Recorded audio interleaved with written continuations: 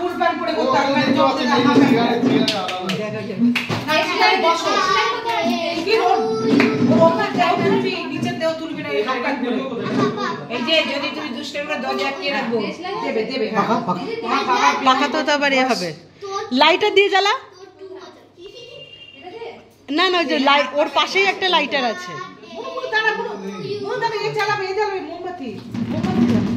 ये জ্বালা সব পাখা আছে ওই মানটা পাখা বন্ধ কর হ্যাপি বার্থডে টু ইউ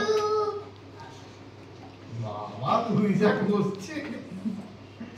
দেখ যারা পারে তারা ঠিক করে তুই আমার কাছ থেকে তো নিতে পারতিস ড্রেস লাইটটা পকেটে আছে যারা বিড়ি খায় তারা ধরাতে পারে আমার নেই যে কেক করছে কেকের মধ্যে পড়ছে তো ওকে তুমি দেখো একবার না ও থাকবে সাইডে কেন থাকুক কিন্তু মাথায় হ্যাঁ মিডিল করে রাখো না না ও থাকবে মটন কেমন জানি না মটন কেমন হয়েছে জানি না আগে থেকে ভিডিও থেকে হ্যাঁ কি হচ্ছে ভিডিও রেডি করুক কিচ্ছু হবে না ওটা পেছনে যা এই করো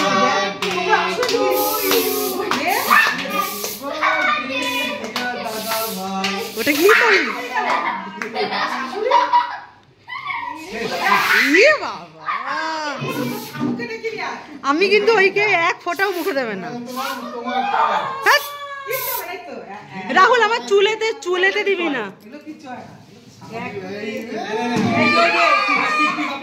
এই ওই যে রূপাকে নিয়ে দাও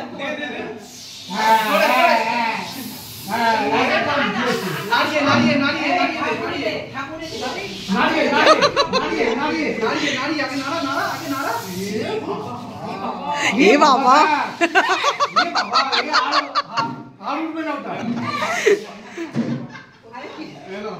আরে বাবা পাখাটা চালা এবার আর নয় আর বেরোবে না শেষ গল্প হয়ে গেছে হ্যাঁ সব বাবাই জল হয়ে যাবে এগুলো সামনে এ ওই তো মানে শোকাতে ওকে দেব নাকি ওকে ওই ও হ্যাঁ যে দিছে হ্যাঁ আমি অনেকবার বার করেছি যে ওকে তো বেশি করে তো বন্ধুরা কেক কাটার কোনো কথাই ছিল না তোমাদের দাদা ভাইয়ের তো মঙ্গলবার দিনকে মানে 20শে আগস্ট জন্মদিন হয়ে গেছে তখন ওর অফিসের সমস্ত ওর আন্ডারে যে সমস্ত ছেলেরা কাজ করে তারা পালন করেছে কিন্তু এটা সম্পূর্ণ বোন আর বোনের বরের বুদ্ধি যে দাদা ভাইকে দিয়ে কেক কাটানো হবে ওই জন্য দাদা ভাইয়ের জন্য ওরা কেক কিনে এনেছে আর দেখো মাম্মাম প্রথমে বলছিল যে মটন দিয়ে ভাত খাবে না মটন দিয়ে ভাত খাবে না কিন্তু তারপরে আবার যখন দই দিয়ে ভাত মাখালো তখন বলছে আবার মটন দিয়ে খাবে মানে বদমাইশি করলে যা হয় দেখেছে যে সবাই আছে তারপরে আবার মানে বাবা এসেছে মা এসেছে তো ওর তো বদমাইশি দুষ্টুমি তো বেড়েই যাবে তো বন্ধুরা দেখো অনেক কিছুই বলে বলে পদ হয়ে গেছে প্রথমে থোর ঘন্ট হয়েছে তারপরে লোটে মাছের ঝুড়ো হয়েছে তারপরে তো আমি তো মটনের ঝোল করেছিলাম আর হচ্ছে পুঁই শাকের চচ্চড়ি করেছিলাম এই দুটো রেসিপি করেছিলাম তো সেই দুটো দিয়ে অনেক রকমই পদ হয়ে গেছিলো তারপরে ছিল হচ্ছে চাটনি আর এবারে আর পাঁপড় করিনি আর ছিল হচ্ছে রসগোল্লা আর দেখো স্যালাড ছিল আর এবার আমি হচ্ছে প্রথমেই তোমাদের দাদা ভাইকে বাবাকে রাহুলকে মাম্মাম তো আগেই খেতে বসে গেছে ওরা 4 জন মিলে খেতে বসেছে কারণ টেবিলের মধ্যে আর বেশি লোক বসা সম্ভব না আর কি বলতো আমাদের টেবিলটা না অনেকটাই নষ্ট হয়ে গেছে মানে টেনে যে সামনের দিকে আনবো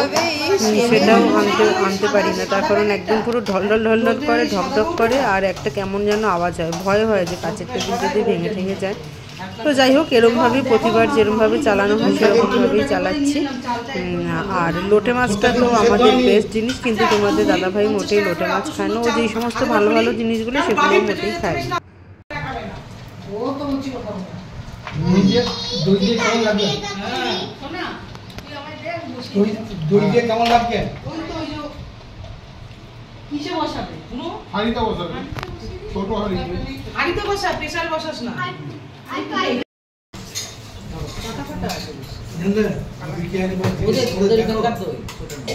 জিজ্ঞেস করে দেখো রোটে পেয়েছি কিনা ভাবি হ্যাঁ তো তোমাকে ওটা বলতে বলবো ভাবি তুমি লোটে পেয়েছো লোটে মাছ খাই না আমাকে জিজ্ঞেস করো তুমি একবার জিজ্ঞেস করো আরে এই গামলাটা তো ছিল দিদি, হ্যাঁ গামলায় তো ছেড়ে বসে এটা দেখো মেয়ে হয়ে গেছে কি বলা যায় কিছু কম না এই পড়বে। আর এরপরে দেখো ওদের খাওয়া দাওয়ার পরে এবার আমি একটা মানে এবারে কি বলতো এরকমভাবে প্লেটগুলো কিনে এনেছিলাম, যেগুলো দিয়ে মানে খাওয়ার পরে ইউজ অ্যান্ড থ্রো, সেগুলো কিনে এনেছিলাম। আর এরকম মাংস দেওয়ার জন্য ছোট ছোট বাটিগুলো কিনে এনেছিলাম। তবে কি বলতো বাবা বারবার বলছিল যে এইবারে নাকি বাবা খুব ভালো করে ভক্তি করে খায়নি, তার কারণ এত পদ হয়ে গেছিলো শেষে আর মটনটাকে ভালো করে তৃপ্তি করে খেতে পারিনি। তো দুপুরবেলা ওরা খাওয়া দাওয়ার পর তারপরে বোনকে দিয়ে দেবো, দিদাকে দিয়ে দেবো,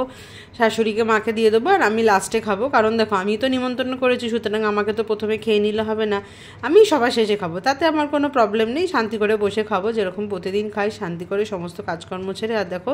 মটনটা না যত দেরি হচ্ছে তত মানে যত সময় বাড়ছে তত বেশি এরকমভাবে চেপে চেপে মতো যাচ্ছে, চাপ চাপ মতো হয়ে যাচ্ছে।